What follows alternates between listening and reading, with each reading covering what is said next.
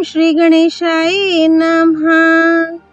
नारायणं नमस्कृत्य नरं चैव नरोत्तमं देवीं सरस्वतीं व्यासं ततो जयमुदीरयेत्। संक्षिप्त महाभारत अनुशासन पर्व अध्याय 705 से 707। अध्याय 705। तपस्या करते हुए श्री कृष्ण के पास ऋषियों का आना, उनका प्रभाव देखना और नारद जी का शिव पार्वती के धर्म विषयक संवाद का वर्णन करना। युधिष्ठिर ने कहा, पितामह, आप हमारे कुल में सब शास्त्रों के जानकार और अत्यंत बुद्धिमान हैं, अतः मैं आपके मुख से अब ऐसे विषय का वर्णन सुनना चाहता हूँ जो धर्म और अर्थ से युक्त, भविष्य में सुख देने वाला और संसार के लिए अद्भुत हो। हमारे बंधु बांधवों को यह दुर्लभ अवसर प्राप्त हुआ है। आपके सिवा दूसरा कोई सब धर्मों का उपदेश करने वाला महापुरुष हमें नहीं मिल सकता। अतः इन भगवान श्री कृष्ण और संपूर्ण राजाओं के सामने मेरा और मेरे भाइयों का प्रिय करने के लिए आप पूछे हुए विषय का वर्णन कीजिए। भीष्म जी ने कहा, बेटा, अब मैं तुम्हें एक बड़ी मनोहर कथा सुना रहा हूँ। पूर्व काल में इन भगवान नारायण और महादेव जी का जो प्रभाव मैंने सुन रखा है, उसको तथा पार्वती जी के संदेह करने पर शिव और पार्वती में जो संवाद हुआ था, उसको भी बता रहा हूँ, सुनो। पहले की बात है, धर्मात्मा भगवान श्री कृष्ण 12 वर्षों में समाप्त होने वाले व्रत की दीक्षा लेकर एक पर्वत के ऊपर कठोर तपस्या कर रहे थे। उस समय उनका दर्शन करने के लिए नारद, पर्वत, श्री कृष्ण द्वैपायन व्यास, धौम्य, देवल, काश्यप, हस्ती काश्यप तथा दूसरे दीक्षा और दम से संपन्न ऋषि महर्षि अपने शिष्यों, सिद्धों तथा देवोपम तपस्वियों के साथ वहां आए। देवकी नंदन श्री कृष्ण ने बड़ी प्रसन्नता के साथ देवोचित उपचारों से उन महर्षियों का आतिथ्य सत्कार किया। भगवान के दिए हुए हरे और सुनहरे रंग वाले कुशों के नवीन आसनों पर विराजमान होकर वे वहां रहने वाले राज ऋषियों और देवताओं के साथ प्रसन्नता पूर्वक मधुर वाणी में धर्म विषयक चर्चा करने लगे। इतने ही में अद्भुत कर्म करने वाले भगवान श्री कृष्ण के मुख से उनकी व्रतचर्या से प्रकट हुआ तेज बाहर निकलकर वृक्ष, लता, झाड़ी, पक्षी, मृग समुदाय, शिकारी पशु और सर्पों सहित उस पर्वत को दग्ध करने लगा।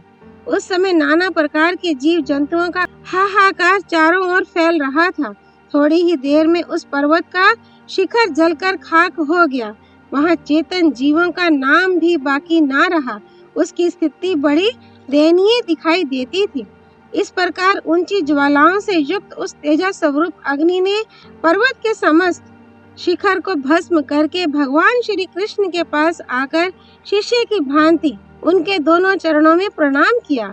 तब भगवान ने उस पर्वत को जला हुआ देखकर उसके ऊपर अपनी शांत दृष्टि डाली। इससे वह पुनः अपनी पहली अवस्था में आ गया। वहां पूर्व की ही भांति प्रफुल्लित लताओं और हरे भरे वृक्षों की शोभा छा गई। पक्षियों का कलरव होने लगा तथा सभी जीव जंतु जीवित होकर विचरने लगे। ये अद्भुत और अचिंत्य घटना देखकर मुनियों को बड़ा विस्मय हुआ। उनके शरीर में रोमांच हो आया और नेत्रों में आनंद के आंसू भर आए। ऋषियों को इस प्रकार विस्मित होते देख नारायण स्वरूप भगवान श्री कृष्ण ने विनय और स्नेह से भरी हुई मधुर वाणी में पूछा, महर्षियों, आपका समुदाय तो सदा आसक्ति और ममता से रहित है। सबको शास्त्रों का ज्ञान है, फिर भी आप लोगों को आश्चर्य क्यों हो रहा है? ऋषियों ने कहा, भगवान, आप ही संसार को बनाते और आप ही पुनः उसका संहार करते हैं। सर्दी, गर्मी और वर्षा ये आप ही के स्वरूप हैं। इस पृथ्वी पर जितने भी चराचर प्राणी हैं, उन सबके पिता, माता, ईश्वर और उत्पत्ति के कारण भी आप ही हैं। आपके मुंह से अग्नि का प्रादुर्भाव देखकर हम लोगों को महान आश्चर्य हो रहा है। अतः आप उसका कारण बताने की कृपा करें। उसे सुनकर हमारा भय दूर हो जाएगा। श्री कृष्ण ने कहा, मुनिवरों, मेरे मुंह से परले काल की अग्नि के समान जो तेज प्रकट होकर पर्वत को दग्ध कर रहा था, वह मेरा ही वैष्णव तेज था। मैं इस पर्वत पर अपने ही समान वीर्यवान पुत्र पाने की इच्छा से व्रत तपस्या करने के लिए आया हूँ। मेरे शरीर में स्थित प्राण ही अग्नि रूप में बाहर निकलकर सबको वर देने वाले लोक पितामह ब्रह्मा जी का दर्शन करने के लिए उनके लोक में गया था। ब्रह्मा जी ने उसे यह संदेश देकर भेजा है कि भगवान शंकर का आधा तेज ही मेरे पुत्र रूप में उत्पन्न होने वाला है। वह तेजोमय प्राण वहां से लौटने पर मेरे पास आया है और निकट पहुंचने पर शिष्य की भांति परिचर्या करने के लिए उसने मेरे चरणों में प्रणाम किया है। इसके बाद शांत होकर वह अपनी पूर्वावस्था को प्राप्त हो गया है। यही मेरे मुंह से इस अग्नि के प्रकट होने का रहस्य है, जिसको मैंने थोड़े में आप लोगों को बता दिया है। अतः आप भयभीत ना हो। आप लोग दीर्घदर्शी हैं। आपकी गति कहीं नहीं रुकती। तपस्वियों के योग्य व्रत का आचरण करने से आपका शरीर दीप्यमान हो रहा है तथा ज्ञान और विज्ञान आपकी शोभा बढ़ा रहे हैं। इसलिए मेरी प्रार्थना है कि यदि आप लोगों ने इस पृथ्वी पर या स्वर्ग में कोई महान आश्चर्य की बात देखी या सुनी हो तो उसको मुझसे बतलाइए। आप तपोवन के निवासी हैं, अतः आपके अमृत के समान मधुर वचन सुनने की मुझे सदा इच्छा बनी रहती है, क्योंकि सत्पुरुषों का कहा और सुना हुआ वचन विश्वास के योग्य होता है तथा वह पत्थर पर खींची हुई लकीर की भांति इस पृथ्वी पर बहुत दिनों तक कायम रहता है। ये सुनकर भगवान के समीप बैठे हुए सभी ऋषियों को बड़ा विस्मय हुआ। वे कमल दल के समान खिले हुए नेत्रों से उनकी ओर देखने लगे। कोई उनका अभ्युदय मनाने लगा, कोई प्रशंसा करने लगा और कोई ऋग्वेद की अर्थयुक्त ऋचाओं से उनकी स्तुति करने लगा। तदनंतर सबने बातचीत करने में चतुर देव ऋषि नारद को भगवान की बात का उत्तर देने के लिए प्रेरित किया। तब नारायण के सुहृद भगवान नारद मुनि ने महादेव जी का पार्वती देवी के साथ जो संवाद हुआ था उसे इस प्रकार कहना आरंभ किया।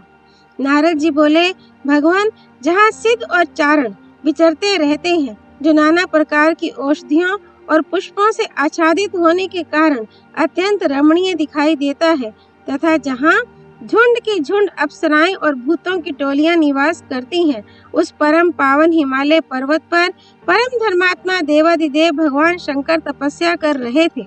उसी समय पार्वती देवी ने उनके पास जाकर पूछा, भगवान आप संपूर्ण भूतों के स्वामी और समस्त धर्म वेताओं में श्रेष्ठ हैं, अतः मैं आपके सामने अपने मन का एक संदेह उपस्थित करना चाहती हूँ। ये मुनियों का समुदाय भी यहाँ मौजूद है, जो तपस्या में प्रवृत्त रहता और नाना प्रकार के वेश धारण करके संसार में विचरता रहता है। आप इन ऋषियों का और मेरा भी प्रिय करने के लिए मेरे संदेह का निवारण करें। धर्म का क्या स्वरूप है?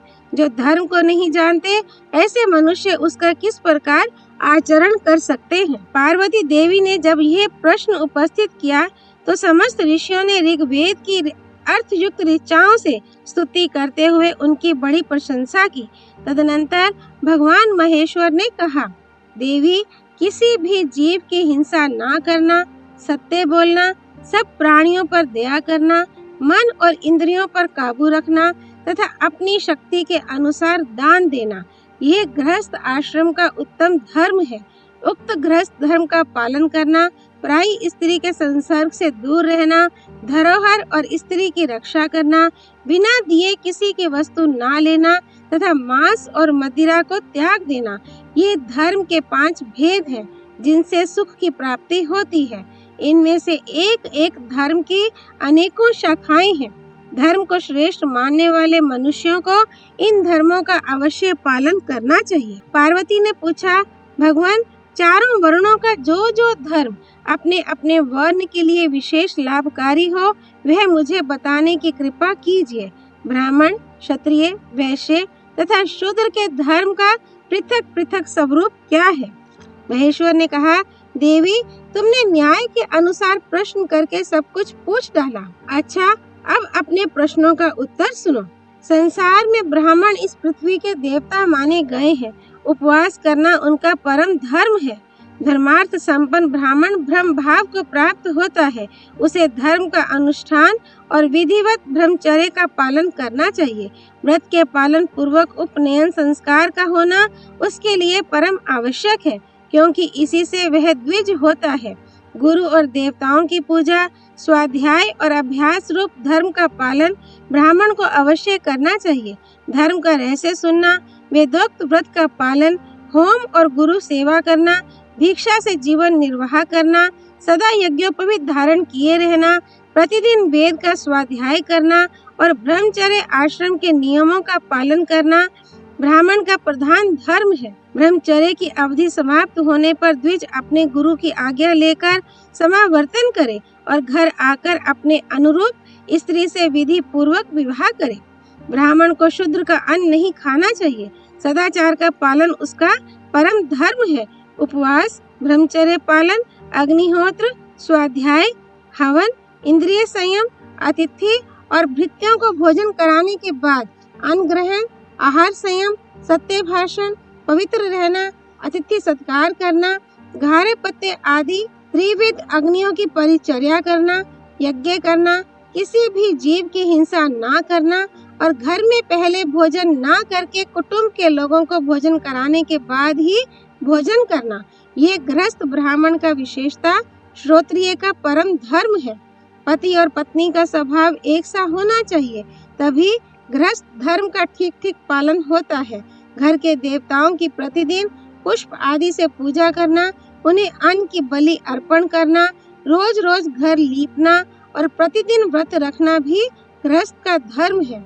झाड़ बुहार, लीप पोत कर साफ किए हुए घर में घृत युक्त आहुति करके उसका धुआं फैलाना चाहिए। ये ब्राह्मणों का गृहस्थ्य धर्म बतलाया गया है, जो संसार की रक्षा करने वाला है। अच्छे ब्राह्मण सदा ही इस धर्म का पालन करते हैं। अब मैं क्षत्रिय का धर्म बतला रहा हूँ। क्षत्रिय का सबसे पहला धर्म है प्रजा का पालन करना। प्रजा की आय के छठे भाग का उपभोग करने वाला राजा धर्म का फल पाता है। जो धर्म पूर्वक अपनी प्रजा की रक्षा करता है, उस राजा को उसके प्रजा पालन रूपी धर्म के प्रभाव से उत्तम लोक प्राप्त होते हैं।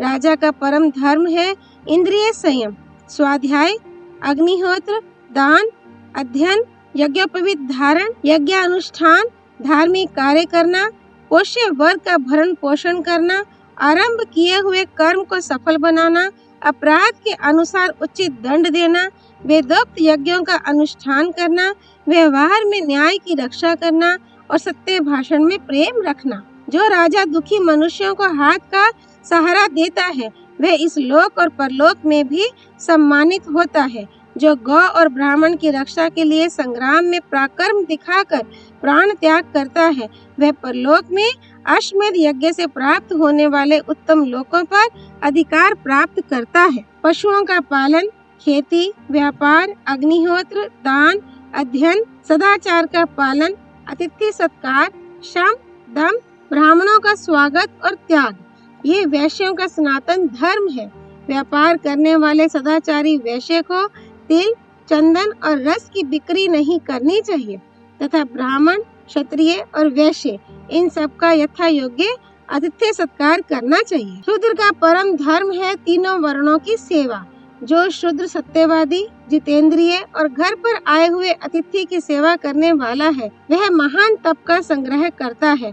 उसे उत्तम तपस्वी समझना चाहिए। नित्य सदाचार का पालन और देवता तथा ब्राह्मणों की पूजा करने वाले बुद्धिमान शूद्र को धर्म का मनोवांछित फल प्राप्त होता है। कल्याणी, इस प्रकार मैंने तुम्हें एक एक करके चारों वर्णों का धर्म बतलाया। अब और क्या सुनना चाहती हो? पार्वती ने पूछा। भगवान, आपने चारों वर्णों के हितकारी धर्म का पृथक पृथक वर्णन किया। अब वह धर्म बतलाइए जो सब वर्णों के लिए समान रूप से उपयोगी हो। महेश्वर ने कहा, देवी, गुणों पर दृष्टि रखने वाले और जगत के सारभूत ब्रह्मा जी ने संपूर्ण लोकों को तारने के लिए ब्राह्मणों की सृष्टि की है। ब्राह्मण इस भूमंडल के देवता हैं, अतः पहले उन्हीं के कुछ और धर्मों का वर्णन करता हूँ, फिर सबके लिए उपयोगी धर्मों का उपदेश करूँगा। ब्रह्मा जी ने संपूर्ण जगत की रक्षा के लिए वैदिक, स्मार्त और शिष्टाचार इन तीन प्रकार के धर्मों का विधान किया है। धर्म के ये तीनों ही भेद सनातन है। जो तीनों वेदों का ज्ञाता और विद्वान हो, पढ़ने पढ़ाने का काम करके जीविका न चलाता हो, दान, अध्ययन और यज्ञ इन तीन कर्मों का सदा अनुष्ठान करता हो, काम, क्रोध और लोभ इन तीनों को त्याग चुका हो, तथा सब प्राणियों पर दया रखता हो, वही वास्तव में ब्राह्मण माना गया है। संपूर्ण लोकों के स्वामी ब्रह्मा जी ने ब्राह्मणों की जीविका के लिए यज्ञ करना, यज्ञ कराना, दान देना, दान लेना, वेद पढ़ना और वेद पढ़ाना, ये 6 कर्म बतलाए हैं। ये ब्राह्मणों के सनातन धर्म है। इनमें भी सदा स्वाध्यायशील होना, यज्ञ करना और अपनी शक्ति के अनुसार विधि पूर्वक दान देना, ये 3 कर्म ब्राह्मणों के लिए अत्यंत उत्तम माने गए हैं। सब प्रकार के विषयों से उपराम होना श्रम कहलाता है। ये सत्पुरुषों में सदा दृष्टिगोचर होता है। इसका पालन करने से शुद्ध चित्त वाले गृहस्थों को महान धर्म की प्राप्ति होती है। गृहस्थ पुरुष को 5 महायज्ञों का अनुष्ठान करके अपने मन को शुद्ध बनाना चाहिए।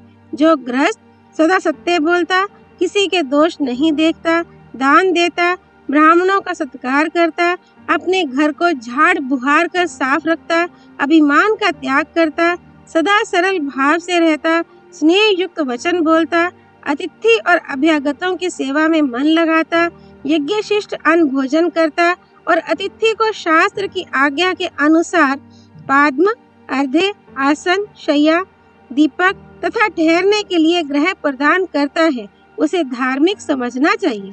जो प्रातः काल उठकर मुंह हाथ धोने के पश्चात ब्राह्मण को भोजन के लिए निमंत्रण देता और उसे ठीक समय पर सत्कार पूर्वक भोजन कराने के बाद कुछ दूर तक उसके पीछे पीछे जाता है, उसके द्वारा सनातन धर्म का पालन होता है। शूद्र गृहस्थ को अपनी शक्ति के अनुसार सदा सबका आतिथ्य सत्कार करना चाहिए। ब्राह्मण, क्षत्रिय और वैश्य, इन 3 वर्णों की परिचर्या में रहना उसके लिए प्रधान धर्म बतलाया गया है। प्रवृत्ति रूप धर्म का विधान गृहस्थों के लिए किया गया है। वह सब प्राणियों का हितकारी और उत्तम है। अब मैं उसी का वर्णन करता हूँ।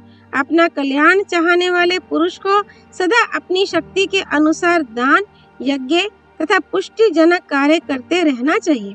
धर्म मार्ग का आश्रय लेकर धन का उपार्जन करना चाहिए और उसका 3 विभाग करके एक अंश से धर्म और अर्थ की सिद्धि करनी चाहिए, दूसरे अंश को उपभोग में लाना चाहिए और तीसरे अंश को बढ़ाना चाहिए। ये प्रवृत्ति धर्म का वर्णन किया गया है। इससे भिन्न निवृत्ति रूप धर्म है, वह मोक्ष का साधन है। अब मैं उसका यथार्थ स्वरूप बतला रहा हूँ, तुम ध्यान देकर सुनो। मोक्ष की अभिलाषा रखने वाले पुरुषों को संपूर्ण प्राणियों पर दया करनी चाहिए। हमेशा एक ही गांव में नहीं रहना चाहिए और अपने आशा रूपी बंधनों को तोड़ने का यत्न करना चाहिए। मुमुक्षु के लिए यही प्रशंसा की बात है। उसे कमंडलू, जल, कौपीन, आसन, त्रिदंड, शय्या, अग्नि और घर पर ममता या आसक्ति नहीं रखनी चाहिए। मुमुक्षु को अध्यात्म ज्ञान का ही चिंतन और मनन करना चाहिए तथा सदा उसी में स्थित रहना चाहिए। निरंतर योगाभ्यास में प्रवृत्त होकर तत्व का विचार करते रहना चाहिए। सन्यासी ब्राह्मण को उचित है कि वह सब प्रकार की आसक्तियों और स्नेह बंधनों से मुक्त होकर सर्वदा वृक्ष के नीचे, सूने ग्रह में अथवा नदी के किनारे रहता हुआ अपने अंतःकरण में परमात्मा का ध्यान करे। जो युक्त चित्त होकर संन्यास ग्रहण करता है और मोक्षोपयोगी कर्म, श्रवण, मनन, निधिध्यासन आदि के द्वारा समय व्यतीत करता हुआ ठूठे काठ की भांति स्थिर रहता है, उसको सनातन धर्म का मोक्ष रूप फल प्राप्त होता है। सन्यासी पुरुष किसी एक स्थान पर आसक्ति ना रखे, एक ही गांव में ना रहे तथा एक ही नदी के किनारे पर सर्वदा शयन ना करे। उसे सब प्रकार की आसक्तियों से मुक्त होकर स्वच्छंद विचरना चाहिए। ये मोक्ष धर्म के ज्ञाता सत्पुरुषों का धर्म और वेद प्रतिपादित सन्मार्ग है। जो इस मार्ग से चलता है उसके लिए कोई सीमित स्थान नहीं रहता, वह मुक्त एवं सर्वव्यापक हो जाता है। सन्यासी 4 प्रकार के होते हैं, कुटीचक, बहुदक, हंस और परमहंस। इनमें उत्तरोत्तर श्रेष्ठ है। इस परमहंस धर्म के द्वारा प्राप्त होने वाले आत्मज्ञान से बढ़कर दूसरा कुछ भी नहीं है। यह दुख सुख से रहित, सौम्य, अजर, अमर और अविनाशी पद है। पार्वती जी ने पूछा, भगवान, आपने सत्पुरुषों द्वारा आचरण में लाए हुए गारहस्थ्य धर्म और मोक्ष धर्म का वर्णन किया। ये दोनों ही मार्ग जीव जगत का महान कल्याण करने वाले हैं। इन्हें सुन लेने के बाद अब मैं ऋषियों का धर्म सुनना चाहती हूँ। महेश्वर, तपोवन निवासी मुनियों के प्रति मेरे मन में बड़ा स्नेह है। ये जब अग्नि में घृत मिश्रित हविष्य की आहुति डालते हैं, उस समय उसके धूम से प्रकट हुई सुगंध से सारा तपोवन भर जाता है। उसे देखकर मेरा चित्त सदा प्रसन्न रहता है। इसलिए मैंने मुनियों के धर्म के संबंध में जिज्ञासा प्रकट की है। देव, आप संपूर्ण धर्मों का तत्व जानने वाले हैं, अतः मैंने जो कुछ पूछा है उसका पूर्ण रूप से वर्णन कीजिए। भगवान महेश्वर ने कहा, कल्याणी, तुम्हारा प्रश्न सुनकर मुझे बड़ी प्रसन्नता हुई है। अब मैं मुनियों के उत्तम धर्म का वर्णन करता हूँ, जिसका आश्रय लेकर वे अपनी तपस्या के द्वारा परम सिद्धि को प्राप्त होते हैं। सबसे पहले धर्म के जानने वाले फेनप ऋषियों का धर्म सुनो। पूर्व काल में ब्रह्मा जी ने यज्ञ करते समय जिसका पान किया था तथा जो स्वर्ग में फैला हुआ है, वह अमृत ब्रह्मा जी के पीने के कारण ब्राह्म कहलाता है। उसके फेन को थोड़ा थोड़ा संग्रह करके जो सदा पान करते हैं और उसी के आधार पर जीवन निर्वाह करते हुए तपस्या में लगे रहते हैं, वे फेनप कहलाते हैं। ये धर्माचरण का मार्ग उन विशुद्ध फेनप महात्माओं का ही मार्ग है। अब बाल खिले महर्षियों के धर्म का श्रवण करो। बाल खिले गण तपस्वित महात्मा हैं। वे सब धर्मों के ज्ञाता हैं और सूर्य मंडल में निवास करते हैं तथा उच्च वृत्ति का आश्रय लेकर पक्षियों की भांति एक एक दाना बीन कर उसी से जीवन निर्वाह करते हैं। मृगछाला, चीर और वलकल, यही उनके वस्त्र हैं। वे शीत उष्ण आदि द्वंद्वों से रहित सदाचार का पालन करने वाले और तपस्या के धनी हैं। उनमें से प्रत्येक का शरीर अंगूठे के सिरे के बराबर है। वे अपने अपने कर्तव्य में स्थित हो सदा तपस्या में संलग्न रहते हैं।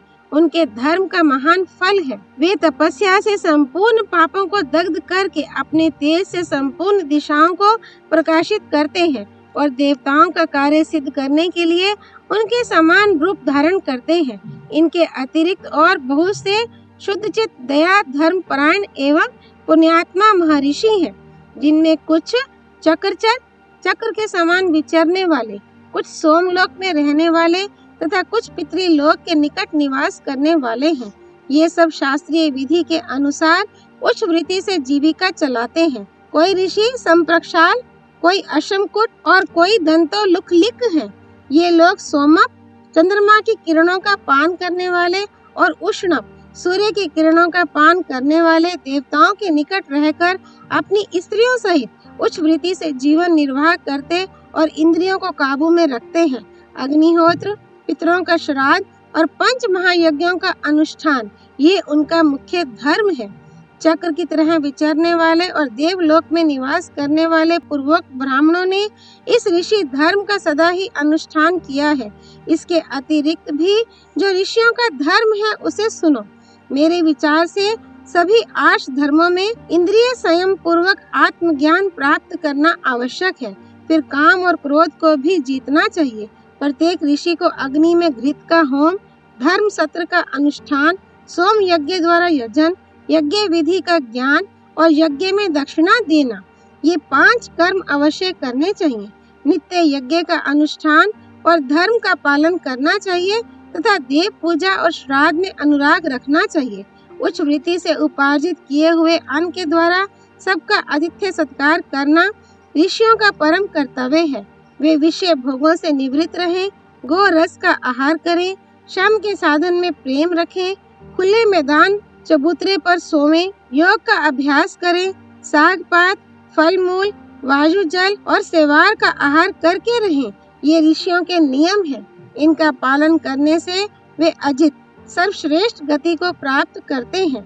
जब गृहस्थों के घर में रसोई घर का धुआं निकलना बंद हो जाए, मुसल से धान कूटने की आवाज ना आए, सन्नाटा रहे, चूल्हे की आग बुझ जाए, घर के सब लोग भोजन कर चुके, बर्तनों का इधर उधर ले जाना रुक जाए और भिक्षुक भीख लेकर लौट गए हों, ऐसे समय तक ऋषि को अतिथि की बाट जोहनी चाहिए और उसके भोजन से बचे खुचे अन्न को स्वयं ग्रहण करना चाहिए। जो गर्व और अभिमान नहीं करता, अप्रसन्न और विस्मित नहीं होता, शत्रु और मित्र को समान समझता तथा सबके प्रति मैत्री का भाव रखता है, वही धर्म वेताओं में श्रेष्ठ ऋषि है। अध्याय 706 वानप्रस्थ धर्म का वर्णन। पार्वती ने पूछा, भगवान, व्रत का पालन करने वाले वानप्रस्थी महात्मा नदियों के तटवर्ती रमणीय स्थानों में, झरनों के आसपास के कुंजों में, पर्वतों पर, वनों में और फल मूल से संपन्न पवित्र स्थानों में निवास करते हैं।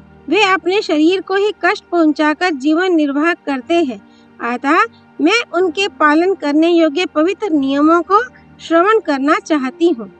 महेश्वर ने कहा, देवी, तुम सावधान होकर वानप्रस्थी महात्माओं के धर्म सुनो। उन्हें दिन में 3 बार स्नान, देवताओं और पितरों का पूजन, अग्निहोत्र और विधिवत यज्ञ करने चाहिए। वानप्रस्थी को जीविका के लिए निवार और फल मूल का सेवन तथा दीप आदि जलाने के लिए इंगुदी और रेणी के तेल का उपयोग करना उचित है। वे योग का अभ्यास और काम क्रोध का त्याग करें। वीरासन से बैठें और वीर स्थान, जहाँ भीरू मनुष्यों को रहने की हिम्मत ना पड़े, ऐसे घने जंगल में निवास करें। धर्म में बुद्धि रखने वाले वनवासी मुनियों को वेदी पर सोना, सर्दी के मौसम में जल के भीतर अधिक काल तक बैठना, वर्षा काल में खुले मैदान में सोना और ग्रीष्म ऋतु में पंचाग्नि का सेवन करना चाहिए। वे वायु अथवा जल पीकर रहें, सेवार का भोजन करें, पत्थर से अन्न या फल को कूंच कर खाएं अथवा दांतों से चबाकर ही भक्षण करें। संप्रक्षाल के नियम से रहें, अर्थात दूसरे दिन के लिए आहार संग्रह करके ना रखें। चीर, वलकल और मृगछाला यही उनके वस्त्र होने चाहिए। उन्हें समय के अनुसार धर्म के उद्देश्य से विधि पूर्वक तीर्थ आदि स्थानों में यात्रा करनी चाहिए। वानप्रस्थी को सदा वन में ही रहना, वन में ही विचरना, वन में ही ठहरना, वन के ही मार्ग पर चलना और वन में ही जीवन निर्वाह करना चाहिए। होम, पंच यज्ञ का सेवन, पंच यज्ञ से बचे हुए अन्न का आहार, वेदोक्त कर्मों का अनुष्ठान, अष्ट का श्राद्ध, चातुर्मास्य यज्ञ, दर्श, पौर्णमास आदि याग और नित्य यज्ञ का अनुष्ठान करना उनका धर्म है। वानप्रस्थी मुनि स्त्री समागम, सब प्रकार के संकट तथा संपूर्ण पापों से दूर रहकर वन में विचरते रहते हैं। स्त्रुवा ही उनका पात्र है। वे सदा आहवनीय आदि त्रिविध अग्नियों की परिचर्या में ही लगे रहते हैं और नित्य सन्मार्ग पर चलते हैं। इस प्रकार मुनिवृत्ति से रहने वाले वे वानप्रस्थी संत परम गति को प्राप्त होते हैं। वे सत्य धर्म का आश्रय लेने वाले और सिद्ध होते हैं। अतः महान पुण्य में ब्रह्मलोक तथा सनातन सोमलोक में गमन करते हैं। देवी, वानप्रस्थ का नियम पालन करने वाले इन तपस्वियों में कुछ तो तपस्या में संलग्न रहकर सदा स्वच्छंद विचरने वाले होते हैं और कुछ अपनी अपनी स्त्री के साथ रहते हैं। स्वच्छंद विचरने वाले मुनि सिर मुड़ाकर गेरुए वस्त्र पहनते हैं। उनका कोई एक स्थान नहीं होता, किंतु जो स्त्री के साथ रहते हैं वे रात्रि को अपने आश्रम में ही ठहरते हैं। दोनों ही प्रकार के ऋषि तीनों समय जल में स्नान करते, प्रतिदिन अग्नि में आहुति डालते, ऋषियों के बताए हुए महान धर्म का पालन करते, समाधि लगाते, सन्मार्ग पर चलते और शास्त्रोक्त कर्मों का अनुष्ठान करते हैं। पहले जो वनवासियों के धर्म बता आए हैं उन सब का यदि वे पालन करते हैं तो उन्हें अपनी तपस्या का पूर्ण फल मिलता है। जो मुनि स्त्री को साथ लिए रहते हैं वे उसके साथ ही इंद्रिय संयम पूर्वक वेदविहित धर्म का आचरण करते हैं। उन धर्मात्माओं को ऋषियों के बताए हुए धर्म के पालन करने का फल मिलता है। धर्म पर दृष्टि रखने वाले मुनि को कामनावश किसी भोग का सेवन नहीं करना चाहिए।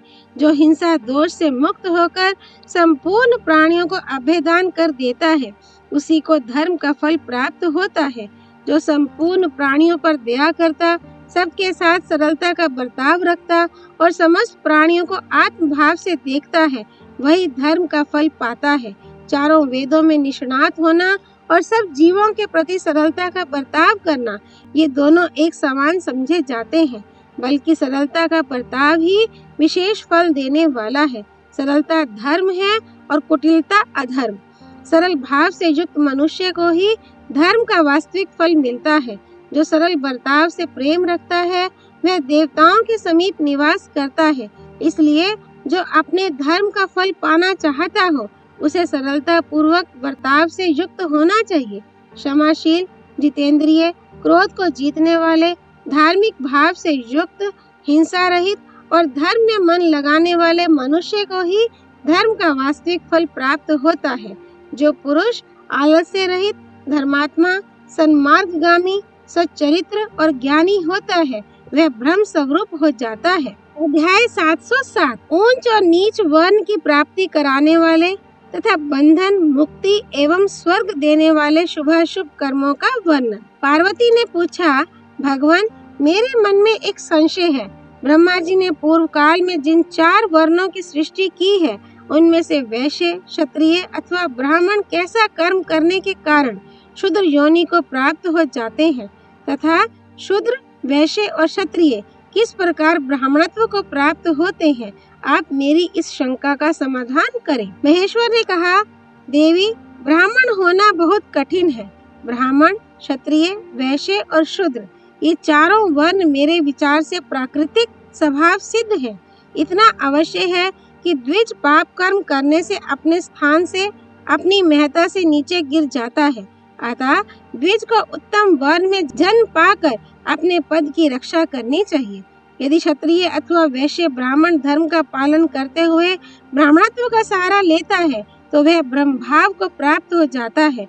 जो ब्राह्मण स्वधर्म का त्याग करके क्षत्रिय धर्म का सेवन करता है, वह ब्राह्मणत्व से भ्रष्ट होकर क्षत्रिय योनि में जन्म लेता है।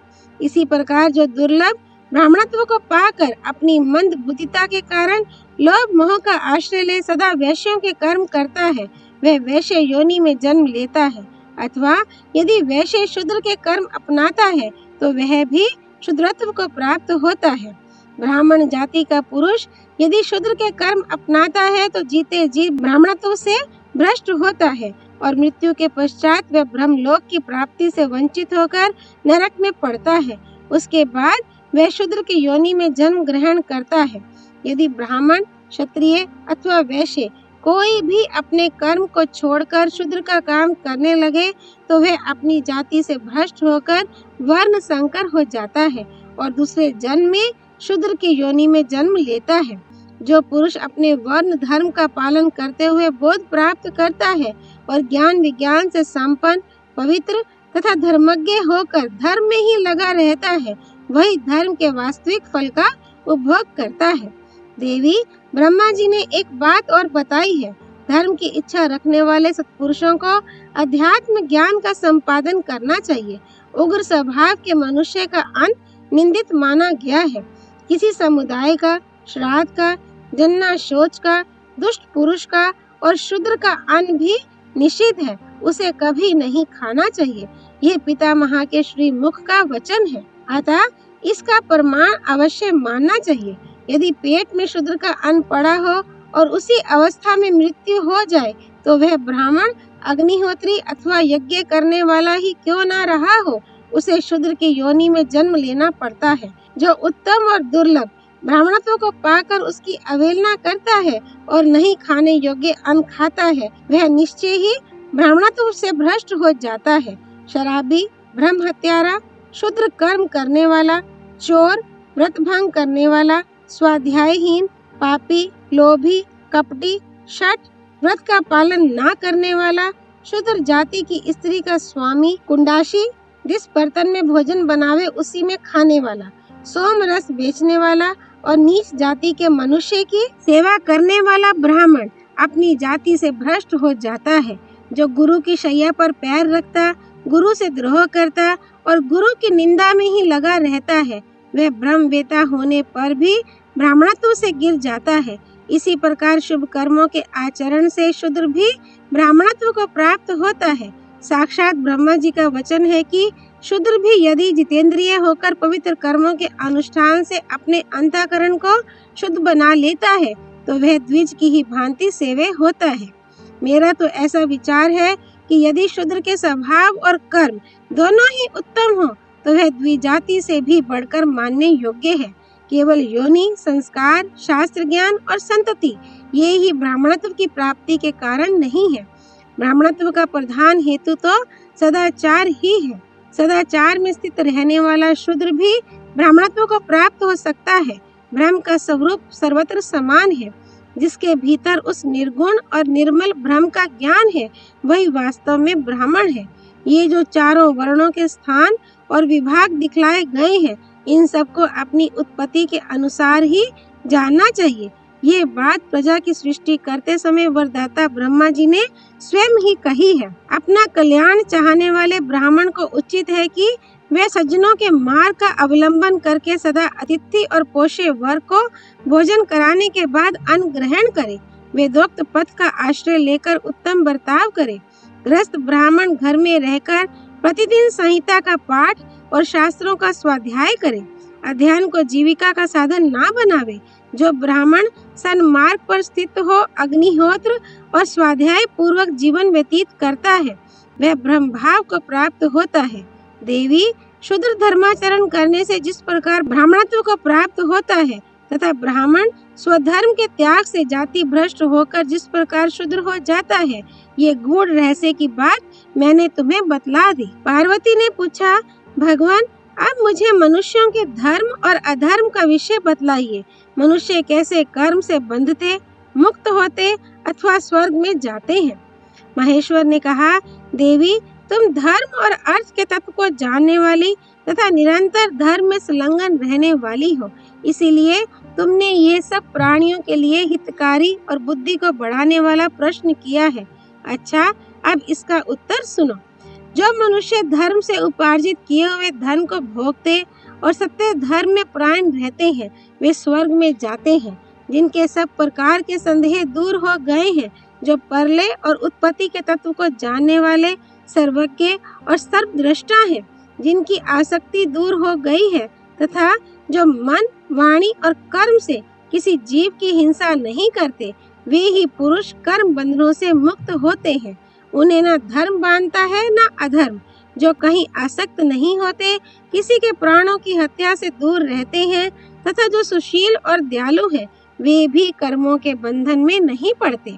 जो शत्रु और मित्र को समान समझने वाले हैं, वे जितेंद्रिय पुरुष कर्म बंधन से मुक्त हो जाते हैं। जो सब प्राणियों पर दया करने वाले, सबके विश्वास पात्र तथा हिंसामय आचरणों को त्याग देने वाले हैं, वे मनुष्य स्वर्गगामी होते हैं। जो दूसरों के धन पर ममता नहीं रखते, पराई स्त्री से सदा दूर रहते और धर्म के द्वारा प्राप्त किए हुए अन्न को ही भोजन करते हैं, जिनका दूसरों की स्त्रियों के प्रति माता, बहन और बेटी के समान भाव रहता है, जो सदा अपने ही धन से संतुष्ट रहकर चोरी चमारी से अलग रहते हैं, जिन्हें सदा अपने भाग्य का ही भरोसा रहता है, जो अपनी ही स्त्री से संतुष्ट रहते, ऋतु काल में ही स्त्री समागम करते और ग्रामीण सुख भोगों में लिप्त नहीं होते हैं, जो अपनी सच्चरित्रता के कारण पर स्त्रियों की ओर आंख उठाकर देखते तक नहीं, जिनकी इंद्रियां काबू में रहती हैं तथा जो शील को ही श्रेष्ठ समझकर उसमें स्थित रहते हैं, वे मनुष्य स्वर्ग में जाते हैं। ये देवताओं का बनाया हुआ मार्ग है। राग और द्वेष को दूर करने के लिए इस मार्ग की प्रवृत्ति हुई है। विद्वान पुरुषों को सदा ही इसका सेवन करना चाहिए। ये मार्ग दान, धर्म और तपस्या से युक्त है। शील, शौच और दया इसका स्वरूप है। मनुष्य को जीविका, धर्म एवं आत्मोद्धार के लिए सदा ही इस मार्ग का आश्रय लेना चाहिए, क्योंकि निष्काम भाव से सेवन किया हुआ धर्म परम कल्याणदायक होता है। पार्वती ने पूछा, भूतनाथ कैसी वाणी बोलने से मनुष्य बंधन से छुटकारा पाता है, ये बताने की कृपा कीजिए। महेश्वर ने कहा, जो मनुष्य अपने या दूसरे के लिए हंसी परिहास में भी झूठ नहीं बोलते, आजीविका, धर्म अथवा किसी कामना के लिए असत्य भाषण नहीं करते, जिनकी वाणी मन को प्रिय लगने वाली, किसी को दुख ना पहुंचाने वाली, पाप पूर्ण विचारों से रहित तथा स्वागत सत्कार के भाव से युक्त रहती है, तथा जो कभी रूखी, कड़वी और निष्ठुरता पूर्ण बात मुंह से नहीं निकालते, वे सज्जन पुरुष स्वर्ग में जाते हैं। जो मनुष्य दूसरों से तीखी बात बोलना और द्रोह करना छोड़ देते हैं, सब प्राणियों को समान भाव से देखते और इंद्रियों को वश में रखते हैं, जिनके मुंह से कभी शठता पूर्ण बात नहीं निकलती, जो विरोध युक्त वाणी का परित्याग करते हैं तथा क्रोध में आने पर भी जिनके मुंह से हृदय को विदीर्ण करने वाली बात नहीं निकलती, जो उस समय भी सांत्वना पूर्ण वचन ही बोलते हैं, वे स्वर्ग को प्राप्त होते हैं। देवी, ये वाणी का धर्म बतलाया गया है। मनुष्यों को सदा इसका सेवन करना चाहिए। विद्वानों को सर्वदा शुभ और सत्य वचन बोलना तथा मिथ्या का त्याग करना उचित है। उपयुक्त कर्मों का निष्काम भाव से आचरण करने वाले पुरुष को परमात्म पद की प्राप्ति हो जाती है। पार्वती ने पूछा, भगवान, मनुष्य कौन सा कर्म करने से दीर्घायु होता है और किस कर्म से उसकी आयु क्षीण हो जाती है? संसार में कितने ही मनुष्य कुलीन होते हैं और कितने ही अकुलीन, कितने ही पंडित जान पड़ते हैं और कितने ही दुर्बुद्धि। इसी प्रकार बहुतेरे ज्ञान विज्ञान से संपन्न एवं महान बुद्धिमान देखे जाते हैं। कितने ही लोगों पर छोटी मोटी बाधाएं आती हैं और कितने ही बड़ी बड़ी आपत्तियों के शिकार हुए रहते हैं। इसका क्या कारण है? ये सब बताने की कृपा कीजिए। महेश्वर ने कहा, देवी, कर्म का फल जिस प्रकार उदय होता है और मरते लोक के सभी मनुष्य जिस प्रकार अपनी अपनी करनी का फल भोगते हैं, वह सब बता रहा हूँ, सुनो।